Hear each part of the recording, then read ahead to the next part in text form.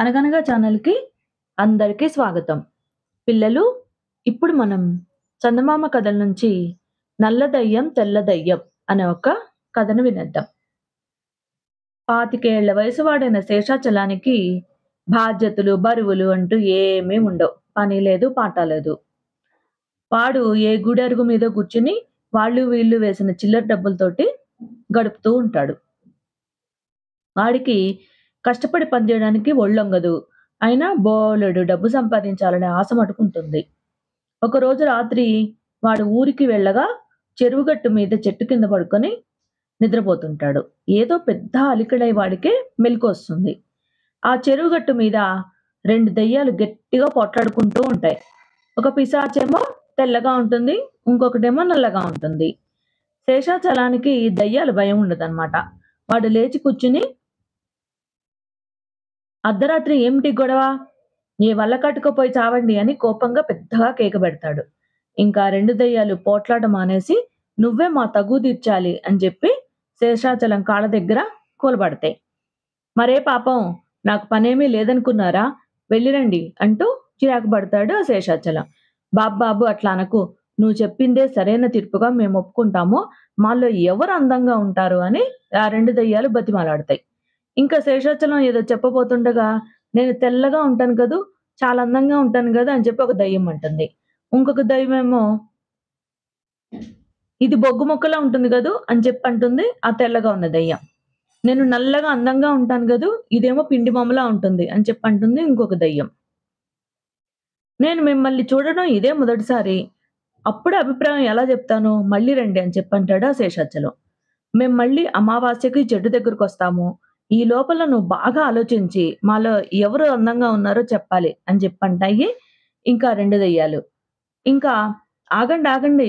ఆ సరికి నేను మీ జాబితాలో కలిసిపోతాను. ఏ ఉద్యోగం లేని నేను అంతవరకు ఎలా బతకడం అని చెప్పంటాడు శేషాచలం తెలివిగా. ఇంకా 2 దెయ్యాలు తమలో తాము ఏదో మాట్లాడుకొని చెరొక సంచుడు డబ్బు శేషాచలం చేతిలో పెట్టి మాయమైపోతాయి. ఇంకా ఆ డబ్బు లెక్క చూసుకొని చాలా ఆనందపడిపోతాడు శేషాచలం. ఇంగా వాడు శుభ్రమైన బట్టలు కుట్టించుకుంటాడు. ఒక అద్దె ఇల్లు తీసుకుంటాడు. పూటకూడ బసలో నెలవాడుక కుదుర్చుకుంటాడు. వాడు మళ్ళీ వచ్చిన అమావాస్య అర్ధరాత్రి చెరువుగట్టు మీదకు వెళ్ళగానే ఆ దయ్యాలు వచ్చి, నీ అభిప్రాయం ఏమిటో ఇప్పుడు చెప్పు అని చెప్పంటే తొందరపడిపోతూ. అంత తొందర పనికిరాదు. నేను మిమ్మల్ని చూడడం ఇది రెండోసారి. పెద్దలన్నట్టు ముచ్చటగా మూడోసారి చూడనీయండి అని చెప్పంటాడు శేషాచలం. ఇంకా 2 దెయ్యాలు నిరుత్సాహపడిపోతాయి. అయితే మళ్ళీ అమావాస్యకి వస్తాం అని చెప్పంటాయవి. ఆ సరికి నేను ఈ ఊరే వదిలేసిరా వెళ్ళొచ్చు. అద్దె ఇళ్ళ అగచాట్లు మీరెరగరు. ఇంటి యజమాని ఇల్లు ఖాళీ చేయమంటున్నాడు. సొంత ఇల్లంటూ ఉంటే గాని బతకలేను అని చెప్పంటాడా శేషాచలం. ఇంకా ఆ 2 దెయ్యాలు తమలో తాము కాసేపు మాట్లాడుకుని ఆ క్షణంలోనే చెరువుకు అల్లంత దూరంలో ఉన్న ఒక చిట్టడి పక్కన ఒక ఇల్లు సృష్టించిస్తాయి. ఇంకా శేషాచలం అసంతృప్తిగా మొఖం పెట్టి, ఇల్లు ఇచ్చారు బాగానే ఉంది. మరి ఇల్లు గడవడానికి డబ్బుగా వద్దా? అవతల అన్నిటికి ధరలు మండిపోతున్నాయి అని ఆ దయ్యాల దగ్గర మరికొంత డబ్బు వసూలు చేస్తాడు. వాడు అప్పటికప్పుడు ఆ కొత్త ఇంట్లో చేరతాడు. ఆ ఇంటికి పూటకోళ్ళ బసకు చాలా దూరం. భార్య ఉంటే గనక చక్కగా వండి వడ్డిస్తుందని చెప్పి అనుకుంటాడు. ఇంక మర్నాటి నుంచి పెళ్లి కూతుర్ల వేటలో పడతాడు శేషాచలం. సరే, ఇంగ వాడికి అలివేలు అనే అమ్మాయి బాగా నచ్చుతుంది. ఆమెను ఒకసారి గుడి దగ్గర చూస్తాడనమాట. ఇటువంటి సోమరిపోతులకు భిక్ష వెయ్యకూడదు అంటూ ఆమె శేషాచలాన్ని చీదరించుకొని పక్కనే ఉన్న ఒక గుడ్డి ముసలామెకి డబ్బులేసేసి ఎళ్ళిపోతుంది. ఇంకిప్పుడు శేషాచలం వేషం మారిపోవడంతో అలివేలు వాడిని గుర్తుపట్టదనమాట. ఆమె తండ్రి శేషాచలం ఇంటిని, అతడి దగ్గర ఉన్న డబ్బును చూసి సంతోషపడిపోయి ఆమెను శేషాచలానికిచ్చి పెళ్లి చేస్తాడు. ఇంకా విందులు, వినోదాలతో శేషాచలానికి మళ్ళీ అమావాస్య వచ్చిందన్న గుర్తే ఉండదు. అర్ధరాత్రి వేళ తలుపు చప్పుడైతే విసుగ్గా వెళ్లి తలుపు తీసిన వాడికి ఎదురుగుండా ఆ 2 పిశాచాలు కనిపించేటప్పుడు కులిక్కిపడతాడు.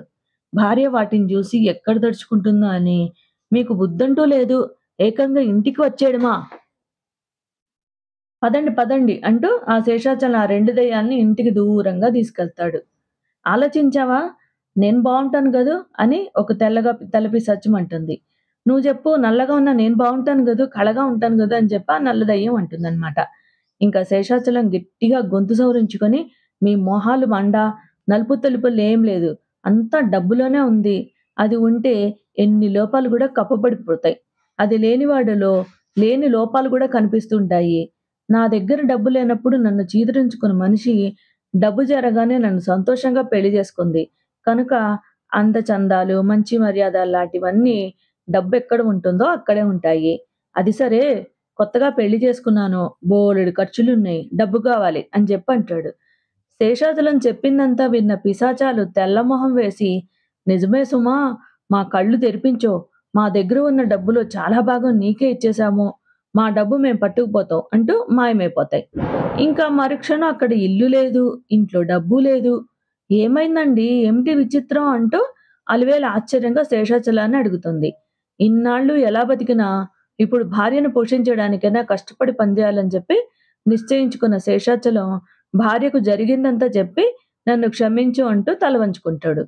కష్టపడకుండా సంపాదించిన డబ్బు పేలపిండిలా ఎగిరిపోతుంది.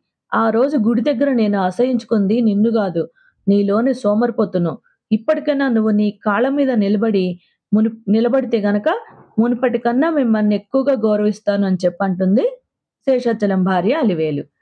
కథ కంచికి మనమింటికి. నచ్చితే లైక్ చేయండి, షేర్ చేయండి, సబ్స్క్రైబ్ చేయండి.